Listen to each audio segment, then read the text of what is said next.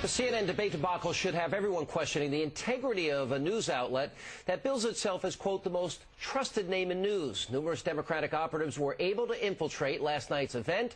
Brigadier General Keith Kerr was flown to the debate on CNN's tab, allowed to participate in the event, even though he's on Hillary's campaign payroll.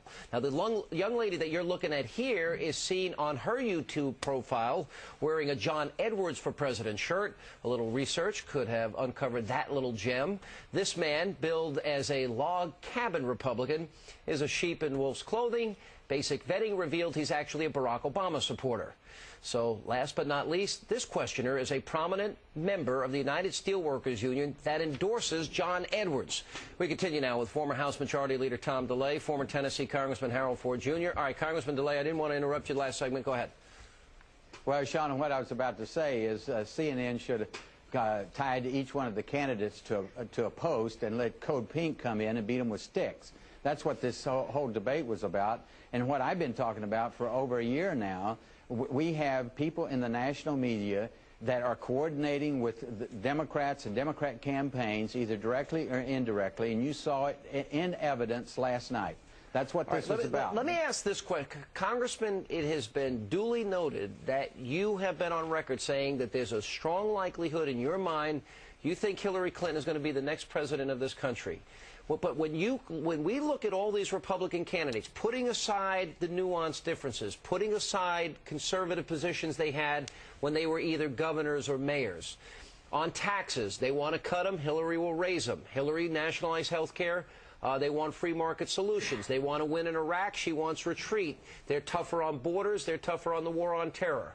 When the American people get to define those issues against her, against any of these candidates, you don't think they'll be competitive? Well, we are on the right side of the issue, Sean, but the point is, how do you get that message to the American people? Do you show up for debates like this and allow yourself to be treated like this? They should have never showed up for this debate run by CNN and YouTube. Secondly, Hillary Clinton has one of the most powerful political coalitions put together that I've ever witnessed, including coordinated with the national media, and we don't have anything like that. Yeah. And so what I was saying was, if the Republicans don't get their act together and build an organization that can match the coalition that Hillary has put together, then we're just going to hand her to the presidency of the United States. I think if they don't articulate a vision and they don't inspire people, I agree with you, and they don't compare and contrast. Congressman Ford, the one weakness now that Hillary has is that she is viewed, especially after that Philadelphia debate, as somebody with no core values or convictions, that she vacillates and shifts her opinions for political expediency. She's done it on Iraq. She did it on driver's licenses for illegal immigrants. Her husband did it yesterday, was proven to be contradicted on his position on Iraq. That's going to resonate with people. They don't view that as leadership. The Democrats as a whole, here's what we know. The Democrats as a whole, compared to the Republican candidates, have outraised them up to this point by $90 million. There seems to be a greater interest amongst Democrats than core Republicans in their candidates. There seems to be a debate on the Democratic side amongst the candidates between Barack Obama, Hillary Clinton, and John Edwards, and I would dare say Bill Richardson and Joe Biden are in there as well, and Chris Dodd to an extent. You don't want to make one mad. By no means. But to the extent of which candidate brings the best balance of character, experience, and ability to change. You know, I can't do that as the chair of the DLC. Let me get back to this. Whereas the Republican side, as it appeared yesterday, there seems to be some uncertainty. You have the former majority leader of the Republican leadership in the House predicting that a Democrat will be elected president if his party. I want to get back to what happened on CNN last night, because, Mr. DeLay, you keep going after CNN for being in cahoots with Democrats. And you didn't respond before to the issue that I brought up about Grover Norquist, who's a well-known Republican of Americans for Tax Freedom. He gets private meetings with Karl Rove. He's extremely influential. He's got a relationship with Jack Abramoff where, money was exchanged. And why should we, take that lying down? So isn't there a relationship that allows him to get up as one of 34 people out of 5,000 to ask a question last night? Well, they wanted to cover the fact that the Republicans want fundamental tax reform, and the way you do that is use another Republican to bring up some issue that's completely outside the realm and major issues of the day. But if your argument is to let's use regular people without affiliation, without a connection to any particular party, they should be doing it all across the board. If I could finish my thought, Alan,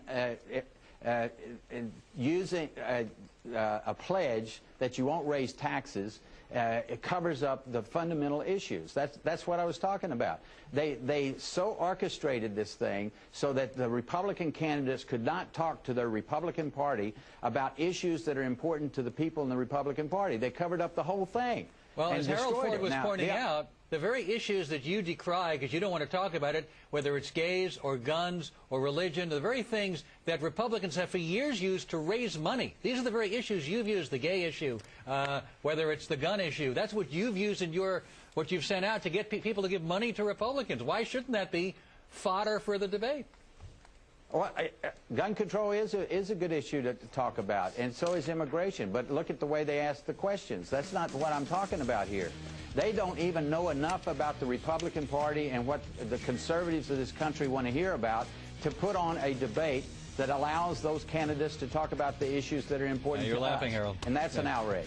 All right. Good to see you guys. Thanks. We should do them all right here, but I'll tell you this. They asked good questions last night, fair questions on Democrat and Republican side. All right. We thank you both for for a long debate. We thank both of you for being with us. Let's take it with Greta Van Suylen.